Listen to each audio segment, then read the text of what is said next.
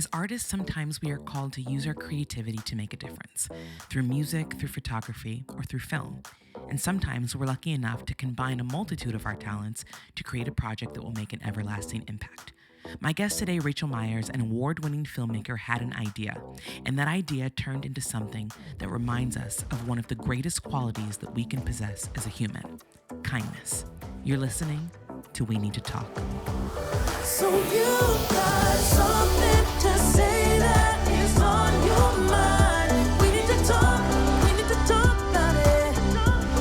You know, just one conversation can change your life. We need to talk about it. We need to talk. Rachel Myers, thank you so much for being on We Need to Talk today.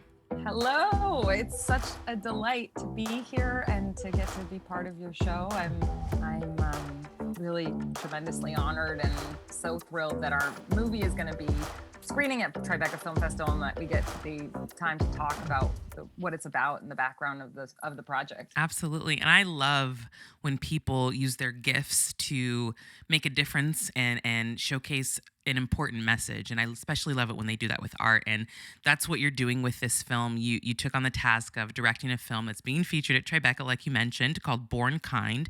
And I was so moved by the trailer and this project. And I feel like we've seen over the course of the last few years a lot of social awareness campaigns happening because people have a lot to say and people are realizing, I need to use my voice, I need to use my medium, I need to make an impact. So how did this particular project come to be? How did you connect with Bourn Rich in order to create this beautiful piece of work called Bourn Kind?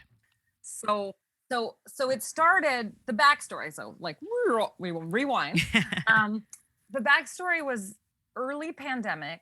I had done this drawing because my background is I'm a director for film, I'm a filmmaker, but I've also worked as a production designer for film and as an illustrator for many, many years. And so the way that immediately makes sense to me when I talk about things is to put it on paper visually and to see it. And I had a lot of reactions and interactions with people in the early pandemic, probably because of all the fear and the weight of the grief and trauma that everybody was going through, where just in navigating our lives about the city or walking down the street in the neighborhood, I felt the avoidance of people. I felt that beyond the masks that we were all forced to wear, there was this extra layer of aversion and distancing, because it's really easy to be able to say hello to somebody normally or to smile with a nonverbal gesture. And then all of a sudden you're walking your dog and you're wearing sunglasses and a mask and you're deprived of this really basic human interaction of recognition in how we see and respond and communicate with each other. And so I felt that, and I did this little sketch on paper with a bunch of different types of people, and the people had messages on their masks, and the messages said things like, "I see you, I'm hurting too, sending love, Black Lives Matter," all of the things that happened in the phases of the pandemic. First, we were isolated, then we had this major movement start to happen in this country because of all the activity and energy that everyone was feeling. And so all of those threads fed into that little illustration. And I had this sort of overwhelming response from people on my social media who said, "Oh my gosh, that is so how I feel when I walk out in the world." And so I thought, well, that's a movie.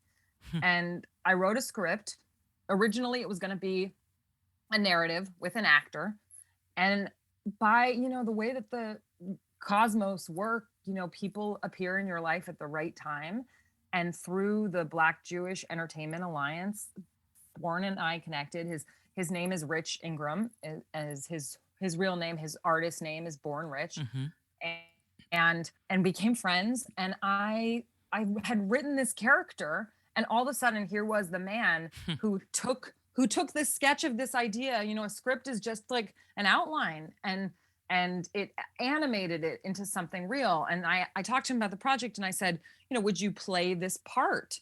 And then in our collaboration and working together, it became beyond the part. I changed, the original script was called The Tiny Kindness Project, and I changed it to Bourn Kind because of him, because he was the missing ingredient that took the project from an outline to being fully fleshed. And I think that's why the work is reaching people and why it's emotional and vulnerable, because he is an artist in the world. He's really talented. He works in lots of different types of mediums, and he plays himself. And so it's a verite piece, and became a documentary because the sketch added the ingredient of a person, and then we went in the world and did the project for real. And for all of those people who are listening today, what the project became was, as I sort of had done in those illustrations, was just people with messages. So he created little square patches and wrote and,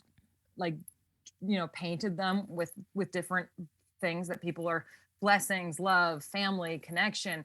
And we set up a table in the park, and we set up a table on the street in Melrose in LA. And people came by, and they said, can I put a message on my mask? And we took pictures of those people. And then we had this amazing photo collection of all different kinds of people with messages that they had selected. And then he used those photos in his mural, which then became a real piece of art. In the script, it was he created a mural, and then it was, again, the missing ingredient. He had a relationship with the Fame Yard in LA, which is a super famous graffiti spot on Melrose, and got us a great wall space. And that mural was painted for real in the film, and then it became a real piece of living social justice art that was up for a whole calendar year on Melrose for people to go see and interact with. So that's really been this, like, amazing blessing of this project, is that, you work independently as an artist, generating ideas, and then when you put it out there, all of a sudden, I think, in the credits for the film, there's 80 people, because we had people just walking up in the park asking if they could take a picture, and inviting people, and being able to share the many phases of the project, first from the seeds and bringing on Bourn. And I have an amazing producer, Connie Jo Seacrest, and then adding the other ingredients of the people on the streets, our cast, our crew, and then a living piece of art in the community, has, like, been really profound and very special to see it sort of go to that, the peak of what that was. Yeah, I was gonna say, just the evolution of it from being an idea on paper for you to truly becoming reality has to just be so heartwarming for you personally to see that. And just, I mean, not just being a director, but something that's powerful, that is actually making social impact. I think that that's really huge. Yeah, thanks. When you said that, I just got all the feels, all the feels, because there was this really awesome sort of like tick that was happening when we filmed among the crew, because people don't often get to work on projects that they feel like represent them or say how they're feeling. And I just had so many interactions with people on our crew, and I'm so grateful for all the people who participated in the project, and for our amazingly talented crew who, it's a small shoot. We were able to in some cases give them money for their time, but not what people really deserve as artists. And I really believe in being able to pay artists and share people's work. And so I'm so tremendously grateful for that part of it, and also for that spirit that those people then brought as, like, the other ingredient puzzle pieces into making and building something. Because when Connie organized this awesome online screening for everyone to be able to watch the film together from the crew, and then now we've been able to share with everyone the news of the selection into Tribeca, and seeing the faces who were all a part of this and who helped make that happen. I mean, there is no greater feeling. I can't express how much gratitude I have for people sharing their time and their voices, because it's really, to me, it's really what it's all about. And I'm honored that, like, a little idea I had, and then adding my collaborators in Bourn and my other EP, Tamika Lamison, and Connie, like, really took it from the page to something that breathes life in the world. Yeah, absolutely. When you were writing out your script, were you intentionally hoping to have a person of color be the lead, or was that just kismet when you met up with Bourn? No, it was important to me to have a person of color, because I just feel in this moment,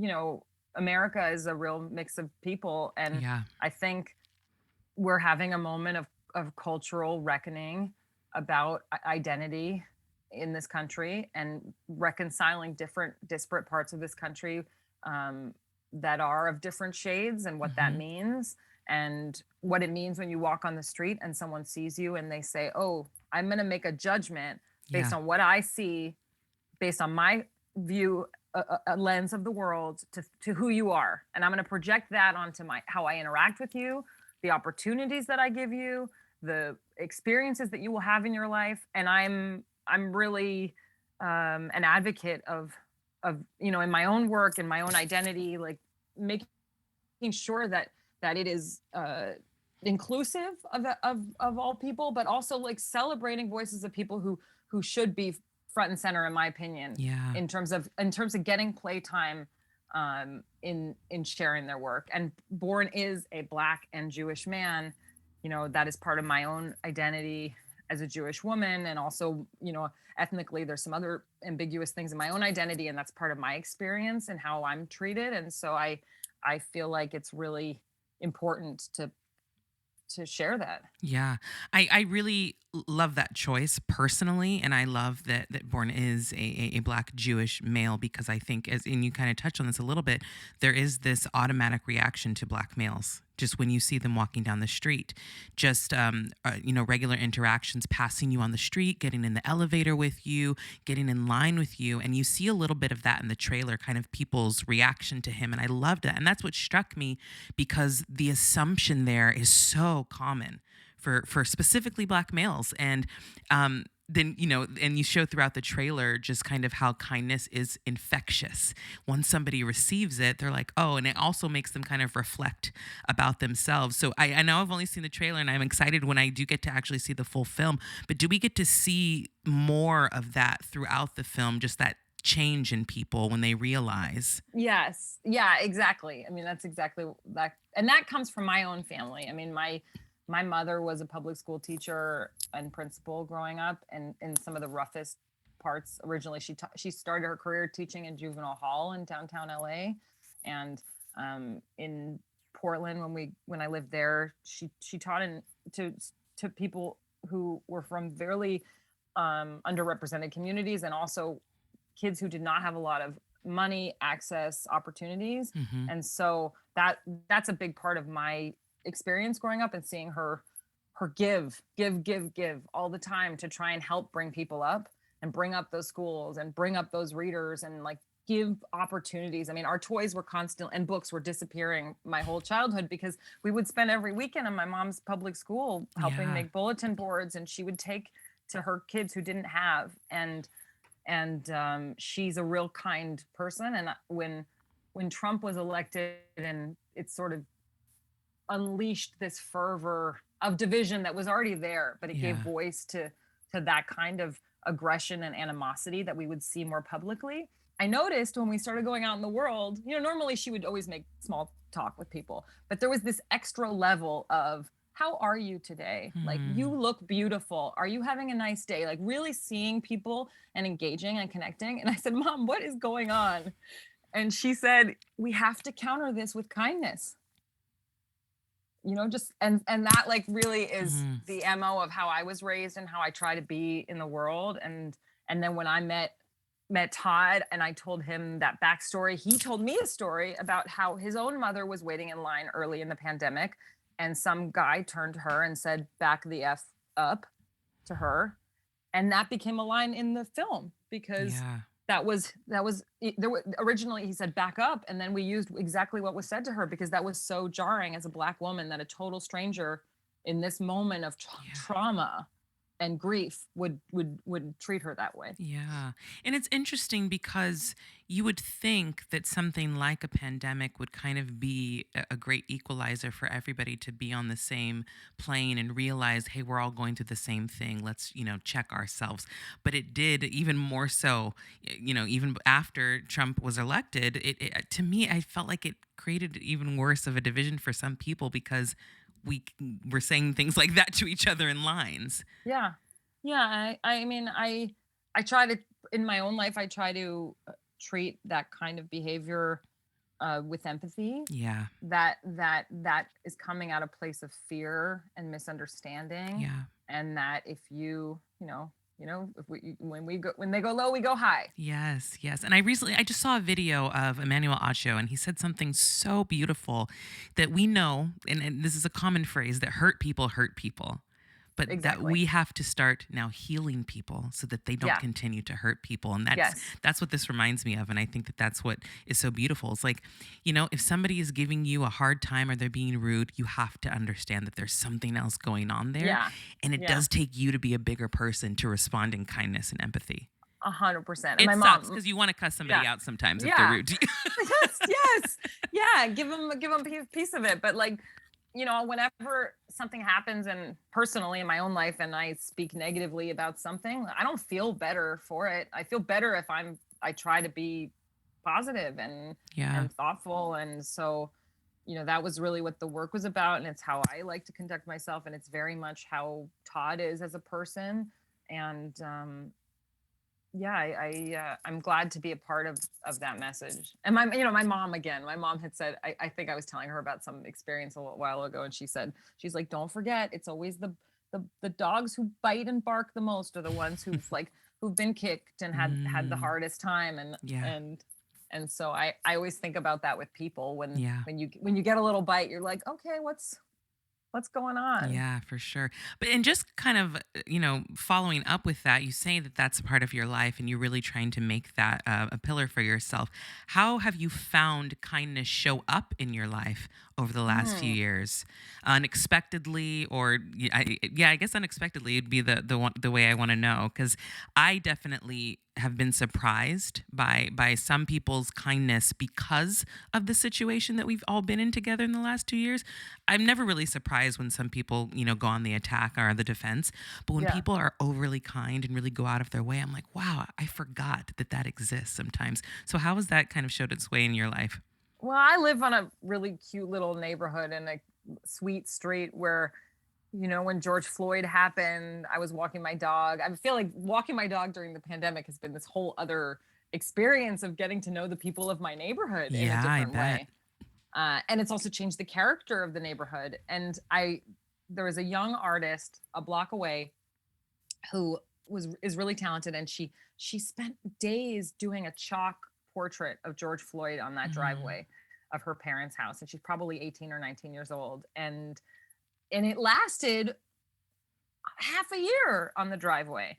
And then I met an artist who lived across the street who was a Black artist. And then you see the signs in people's yards, and people were painting rocks down my block with things that said love and family and gratitude, and making neighborhood libraries on the end of their driveway with little, old little mailboxes so people can share books. And so I feel like these kinds of things in the places that we live are really important. I actually live on a street where people bring cookies, and I bring cookies to my neighbors. I love And that. I know I it's love really it's really adorable, and it shows up in how you are, and I feel that. And so I don't know. I just try to, every time I walk out the door, I try to really be present with the people in my community. And when I'm in busier, more urban areas than where I live, I try to bring that same recognition, Yeah. because I think it's a way that people survive sometimes in bigger cities, by Yes. just being laser focused and not seeing the world around them. But I think we need to see the world around us and engage with the people around us and talk and celebrate and ask questions and make space for opening doors for people who aren't seen. Absolutely. And I love that you are using art to do that. It's great. Truly, it is. And I mean, we could talk for hours about how music can change lives, how film can change lives, how visual art can change lives. And this film obviously combines all three. I mean, even the music that was chosen for the trailer, I was like, oh my God, my heart. It was just a perfect combination. But in this project and others that you may have been involved in, do you feel like the message is going to be received in the way that you hope? Yes, I think so. Oh, and just about the music, that was an original composition by our composer, Mark Oh, Pearson. it's gorgeous. That you reacted to. Yeah, Gorgeous. he's Yeah. super talented composer. But yeah, I have had when we post pictures of people online, because we have all these black and white photos of the people that we first met in this first stage of the project. And when I shared the trailer, we've gotten a really tremendous response, and I'm so excited for the film to be in the world. Yeah. And then also, I always imagined this as a project, the Tiny Kindness project that becomes bigger than this little movie. And I'm thrilled to be able to share that when we're in New York for Tribeca, we're going to be painting another mural.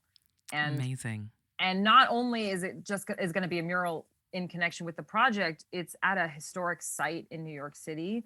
It's the site of the building that we found is one of the first houses of New York, which means it's a New York City Housing Authority, a first assisted, subsidized living, and it became a model for housing projects in the United States. It was built in the 30s. And so to be able to, and it's a landmark building in New York City. So to be able to have Bourn Rich paint a mural for the Tiny Kindness project in advance of Tribeca on that building in the Village is like really powerful.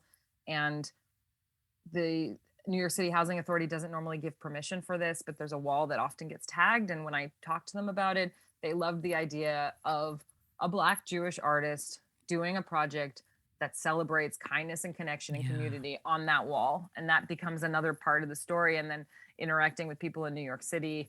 And after the weight of what New York has gone through specifically in the last 2 years really is very meaningful.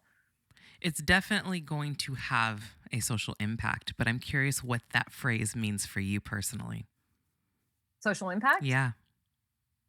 I always thought of it as a social justice project, and I think of social justice work, when I was studying theater in college, and I've always been really political and a feminist and an advocate. And the way that I know how to do things in the world to make change is through art. I march and make signs and post and phone bank and drove to Nevada during the before the election to campaign.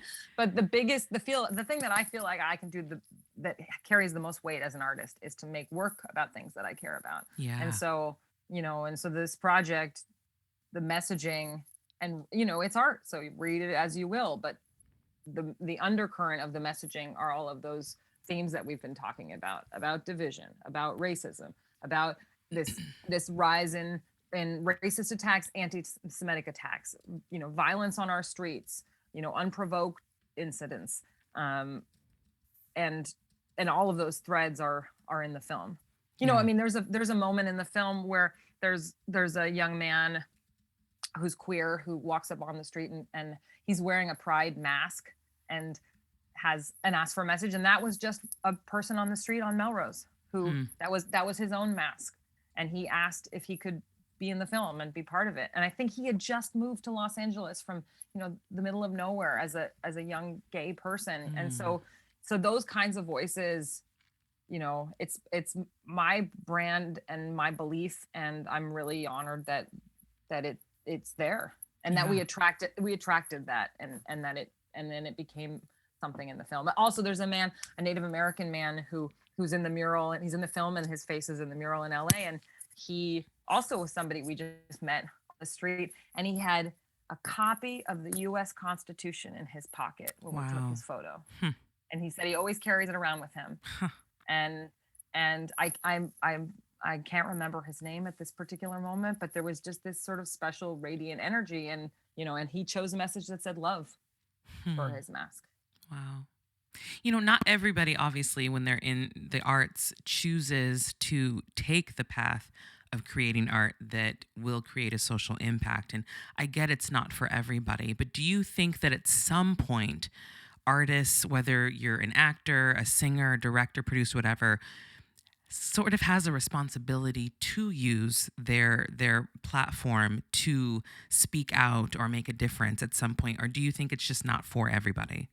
I think it's absolutely, with attention, with comes responsibility in leadership. And when I look at cultural leaders in music and art, recognizable people, I mean, there's a reason that Amanda Gorman catapulted to celebrity status. It's because the woman she's a young Black woman, and she has tremendous integrity and authenticity in her Yeah. voice, Yeah. and speaks that truth, and people want to see that, and they respond to it. And I think for the pop singers and actors of the world, the people that I see putting their time and money and attention where their ideas are, that's very impactful to me when I look at them. I mean, they are people that are looked up to. Yes. And they may be criticized for having those beliefs because they're in the public eye, but I think that that's part and parcel of the responsibility of that experience. That when you walk out into the world and you conduct yourself and you have an interview, you talk about things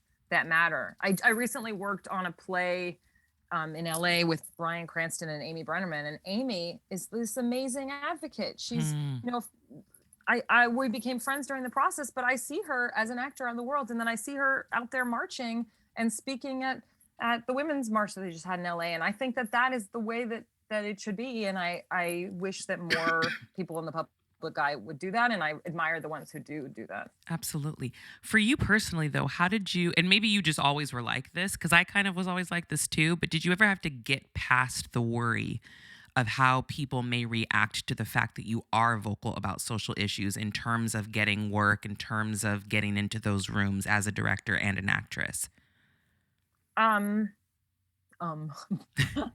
Pardon. And beat. And pause.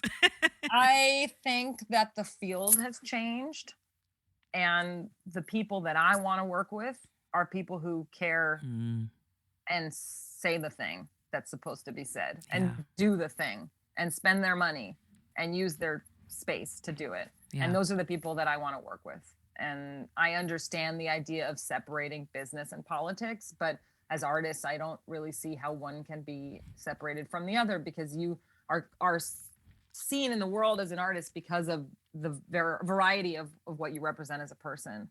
And that is what people gravitate towards as filmmakers. Mm-hmm. You know? Yeah. Can you imagine Barry Jenkins and imagine politics not being part of the conversation? It's right. It's like essential in the work. Absolutely. So yeah, it's very much who I am, and I wish there was more of it. And I think that we have to, you know, people in the spotlight have power, and you should use that power. Yeah, for good. For change. We got to emphasize that, because they can use their power, but it may not be. Yeah, use it for good. For opportunity. For sure. Yeah, absolutely. So when people go to see your film, what is the one thing you want them to take away? I hope that they walk out into the world in their day, and they interact with people with kindness and love. I mean, that is real basic. It's a real simple message. Yeah. But it's one that needs to be pushed even more so. It is one that needs to be pushed. I mean, the brand is kindness and love, and asking a stranger how their day is, walking up to somebody on the street and giving them a flower or a hello or a smile can make all the difference. Yeah. And how we see one another. And I'm scared in this moment in what's happening in this nation. And yeah, I mean, it worries me, but I think ultimately people are good, and that regardless of where you come from or what your experience is or what your racial or ethnic identity or orientation is, like, everybody wants their loved ones to be safe. Yeah. Everybody wants their children to be safe. Everybody wants to have the choices in their life to do whatever they want to do. And that is really important. And we have to, you know, it's like that poem that's kind of like, you know, first they came for these people, and I didn't say something, and then they came for these people, and then they came for me. And I think that's true. You know, change comes from people taking the steps on a grassroots level and on a bigger level in their own lives, and having the authenticity and the integrity to do the right thing. Yeah. And I think people really need to get away from the fear of what may happen if you do speak up, and think about the good that can happen when you do speak up, because I think that the reward is greater than what the backlash might be. Totally. I mean, does anything bad come from being nice? Right. Right. That's like the best way to put it. Nothing bad can come from you being kind to others and loving people. Yeah. Kill them with kindness. Literally, yes. Kill them with kindness. Now, you did mention that there's going to be a mural in New York. I do have listeners in New York. I would love for you to be able to tell them where they can go and see this interactive mural project. Yes. Hooray. The mural is going to be painted on the streets of New York, which this may even air before this. It's going to be painted between June 5th and June 9th. So if you're in New York City, come on by. And the address is 41 Avenue A, first house at 41 Avenue A. And it's very close to where we're screening also in the Village. The film Bourn Kind, our first screening is on June 11th. So I hope people can come out or see it, or June 17th. And it's also available in the Tribeca Online Festival. And we'll be there all week. We're going to celebrate. I think maybe even one of the rappers whose music we use in the feature film is going to come out and rap on the street in New York. And I hope that it's just a big celebration of love. And I would love it if people came out and wanted to talk to us. We'll be there in the daylight hours, and he'll be painting, and we'll be filming and chatting with people as they go about their business. I love it. Well, Rachel, I think this project is incredible, and I really hope that it gets the recognition that it deserves. I'm so grateful that you took some time to chat with me today. Can you let also people know where you can follow you on social media? Oh, thanks. No, it's such an honor to be here. Thank you so much, Malynda. Of course. My Instagram is Rachel Directs. The artist Bourn Rich is at Bourn Rich, and our project is the Tiny Kindness Project. We also have a website. We're going to be premiering. Our U.S. premiere is at Tribeca, and then the first other festival on the East Coast that we're going to be at is at the American Black Film Festival, also in June. So you'll be seeing the film a lot in the festival circuit, and now because of the pandemic, there's lots of opportunities to watch online, and so I'm just really, really thrilled that people will see it and share it. And if people want to take a picture of themselves with a message on their mask and tag us, that's awesome. Yeah. We just want more kindness and possibility for people in the world, and all good things. There can never be too much of that. Absolutely. Well, thank you so much, Rachel. Thank you. And to the listeners, we are winding down to our final episodes of We Need to Talk. Thank you so much for your support. Make sure you like, rate, review, and subscribe. Thank you to Stephen James, our theme song writer and producer, and we'll see you next week. We need to talk.